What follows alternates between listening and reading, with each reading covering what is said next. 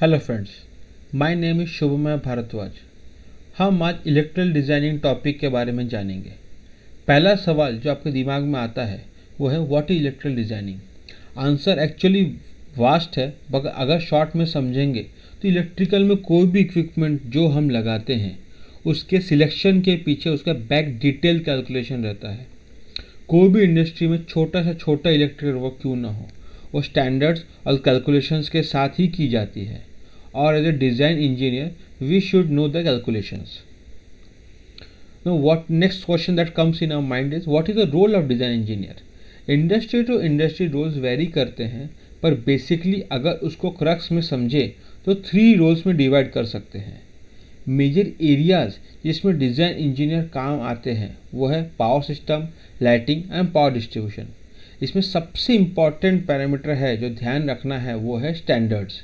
Standards जो हर industry में follow की जाती है वो मेंशन्ड है, जैसे कि safety standards OHSAS and NPFA as occupational health and safety assessment, NPFA national fire prevention act, and other than this it is Indian standards.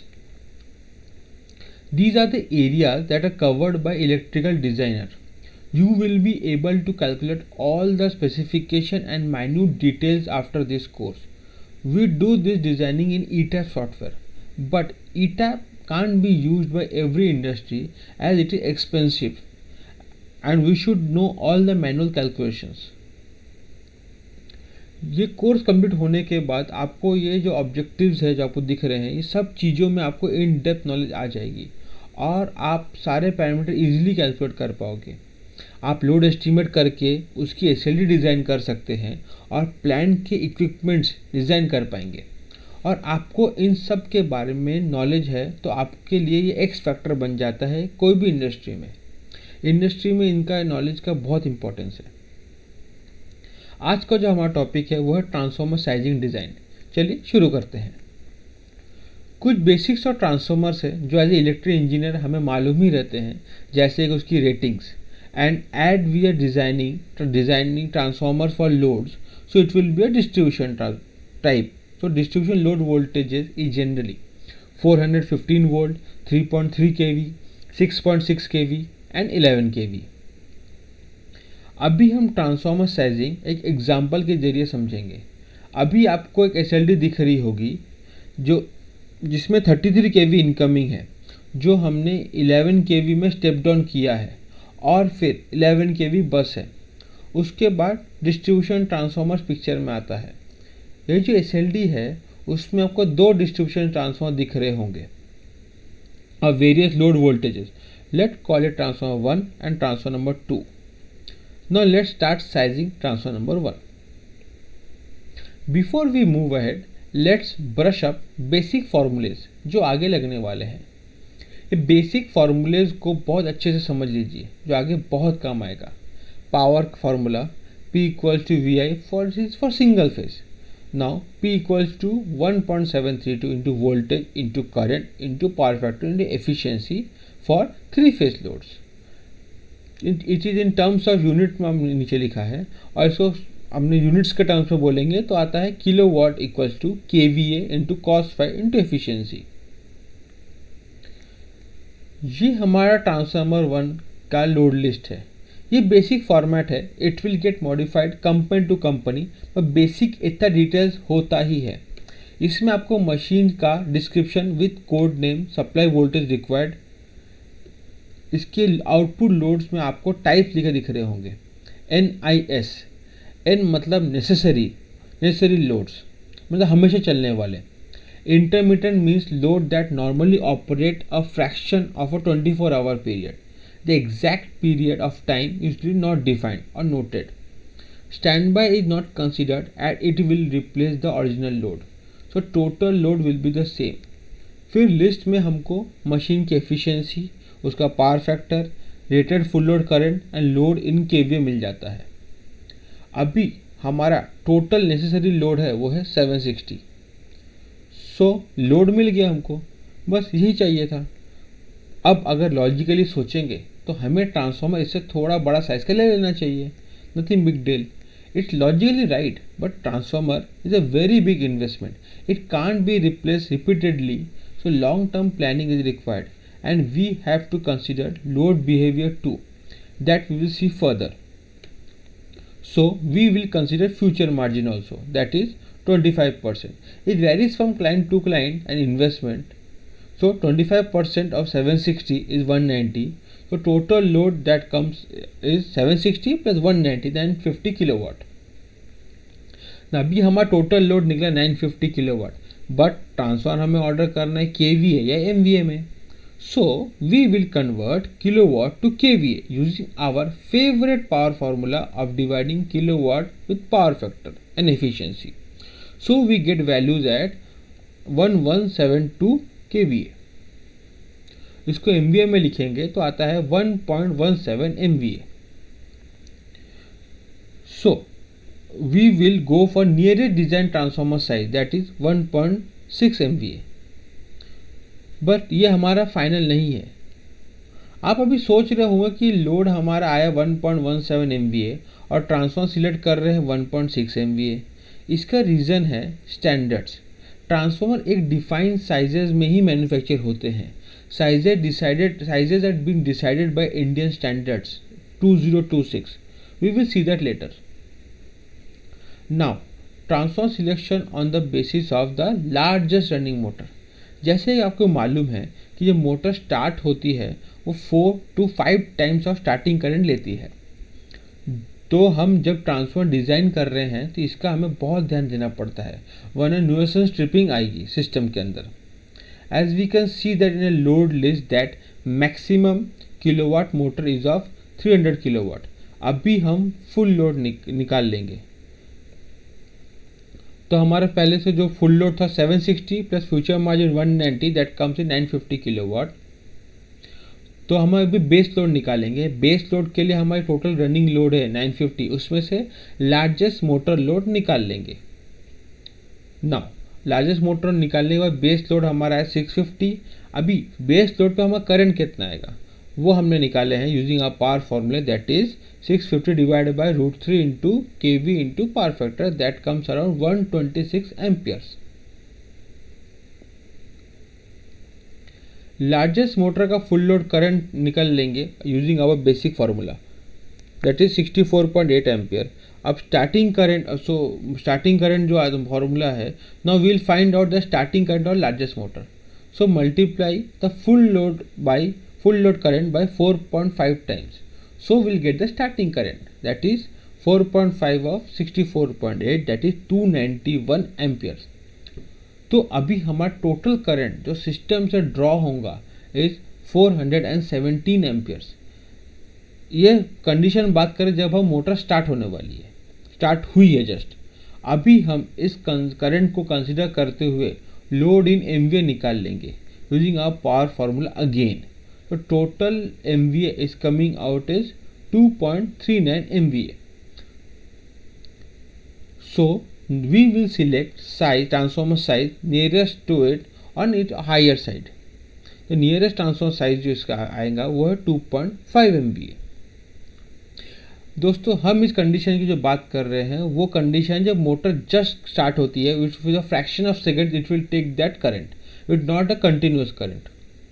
तो हमारा टोटल जो फाइनल हुआ है ट्रांसफॉर्मर हमारा वो है 2.5 एमवीए. अभी हम जो आते हैं दूसरे ट्रांसफॉर्मर की तरफ. Here is a load list for another section. Load is on 433 volt, it is LT side. You can see the format, it is the same. आप एक चीज़ ध्यान रखिए, इसमें लार्जेस्ट मोटर जो है वो है 110 किलोवाट की, इसका और केवीए 146. ये आगे हमें काम आएगा. Is the continuation of the laundry list of the loads. यहाँ पे हमारा लोड लिस्ट खत्म होता है. अभी हम इस लिस्ट के हिसाब से ट्रांसफॉर्मर का साइज कैलकुलेट करेंगे. ये लिस्ट के हिसाब से टोटल लोड किलोवाट में हमारा है 279 और इंटरमीडिएट लोड है 9.7 किलोवाट. इंटरमीडिएट लोड जैसे कि हमने बताया कि ये बहुत कम टाइम के लिए चलेगा, तो लोड फैक्टर पिक्चर में आता है. लोड फैक्टर पिक्चर में आता है। लोड फैक्टर क्या होता है? Load factor means how much load is running against full load. Intermittent के लोड फैक्टर हमने यहाँ पकड़ा है वो है 50%, दैट इज 0.5। तो 9.7 हमारा टोटल लोड है, इंटरमिटेंट लोड, उसको 0.5 दैट इज लोड फैक्टर से मल्टीप्लाई करेंगे तो हमारा एक्चुअल आएगा 4.85 किलोवाट। तो हमारा टोटल लोड कितना हो गया? नेसेसरी लोड हो गया 279 किलोवाट प्लस हमारा इंटरमिटेंट लोड आ गया है 4.85 किलोवाट, तो टोटल लोड हुआ 284 किलोवाट। सेम हम कैलकुलेट करेंगे केवीए में। सेम तरीका कैलकुलेट करने का आप कर लीजिए। टोटल केवीए जो लोड आएगा वो आएगा 347। तरीका वही है, total load necessary 339 plus 0.5 of 16.6 intermittent का आएगा 8.33। 339 प्लस 8.33 इज 347 केवीए। अभी ये जो लोड्स थे वो टोटल लोड्स थे मोटर लोड्स। अभी इसको अब आते हैं दूसरे लोड्स के ऊपर जो हम बोलते हैं अदर देन मोटर लोड, जैसे कि lighting load, UPS, servers, air conditioners. इनका टोटल लोड आता है जो दिया है वो है 280 किलोवाट। इसमें हमने इंटरमिटेंट लोड को पहले ही लोड फैक्टर 0.5 से मल्टीप्लाई करके कंटिन्यूस लोड पे पकड़ लिया है।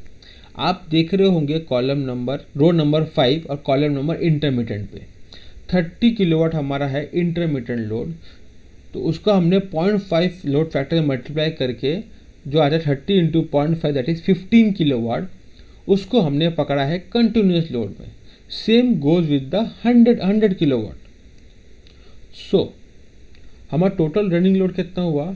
टोटल रनिंग लोड हमारा हुआ है 284 excluding future margin plus 280 other than motor load. अभी हमारा टोटल जो लोड हो गया है वो है गया 500, यहाँ पे देखा 564 आया, 564, और उसके ऊपर हम लगाएंगे फ्यूचर मार्जिन। फ्यूचर मार्जिन आएगा 25%। So total load it becomes 706 kilowatt. Same calculation KVA में करेंगे तो आएगा हमारा 802 केवीए। आपके सामने कैलकुलेशन दिख रहे होंगे। So considering 802 KVA we will select 1 MVA transformer. But again, is this the final? Answer is no. As we have seen in the first transformer 1, again the same picture comes into play, that is selection of transformer on the basis of starting of largest motor. हमने आपको starting में कहा था कि एक 110 kilowatt का motor है जिसको हमने हाईलाइट भी किया था, वो है लोड लिस्ट में सबसे highest rating motor. So 110 kilowatt we will deduct it from total load, that is 706 minus 110, that is 596 kilowatt.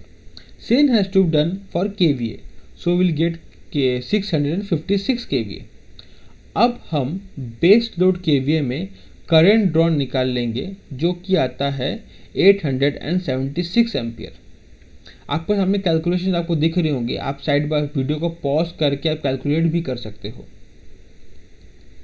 तो जो हमारा लार्जेस्ट मोटर है उसका फुल लोड करंट है 204 amperes. So starting current of largest motor हमने consider किया है वो है 6 times. 6 times of 204 is 1224 amperes. जैसे कि हमने पहले देखा, current at the base load is 876 ampere and starting current of motor is 1224 ampere. So total current is 2100 ampere. इस करंट से हम MVA निकाल लेंगे यूजिंग अवर पावर फॉर्मूला जो कि आता है 1.575 MVA। So using this calculation we can select our transformer of 2 MVA or 1.6 MVA. It depends on our client. ये हमारा आ गया हमारे SLD के ऊपर जो हमने स्टार्टिंग में देखी थी। अभी हमने दोनों ट्रांसफार्मर का साइजिंग कर चुके हैं और डिटेल कैलकुलेशन के बाद जो हमें रिजल्ट आया है वो है ये। Transformer 1 11/3.3 kV is 2.5 MVA and transformer number 2 11/433 volt kV 0.433 kV is 2 MVA। उम्मीद करता हूँ आपको ये कैलकुलेशन समझ आया हो। मेरे एक्सपीरियंस है कि आप इसको एक दो बार खुद प्रैक्टिस करेंगे तो आपको कॉन्फिडेंस आएगा। और अगर आपको कोई भी डाउट आता है तो नीचे कमेंट सेक्शन में लिख सकते हैं। मैं पूरी कोशिश करूँगा कि आपको उसका जवाब प्रॉम्प्टली दे दूँ। ये कुछ इंडियन स्टैंडर्ड्स है related to transformer which is mandatory to follow. Transformer के डिटेल्स में बहुत स्टैंडर्ड्स होते हैं। ये एज पर आईएस ट्रांसफॉर्मर के केवी रेटिंग्स है। हमने इसको फॉलो करते हुए साइजेस चूज करना है। हम अपनी मर्जी से साइजेस नहीं बना सकते। जैसे कि हमने पहले देखा कि हमें टोटल लोड के हिसाब से 2.3 MVA आया, बट हमने 2.5 MVA चूज़ किए। ये उसको ऊपर से ही सिलेक्ट करना पड़ता है। आपको दिख रहा होगा प्रिंट इसके ऊपर कि KVA ratings for 3 phase transformer दिया हुआ है और उसमें अंडरलाइन वैल्यूज़ भी है। अंडरलाइन वैल्यूज़ मेंशन देता है these are preferred ratings. It's not that these are only mandatory ratings, these are preferred by the industry persons. Next session में जो हम देखेंगे वो है पार्ट्स ऑफ ट्रांसफॉर्मर्स और उसका use, GA drawings and site testing. So stay tune with me. अगर आपको वीडियो पसंद आया तो kindly like and subscribe so you don't miss any update. Thank you.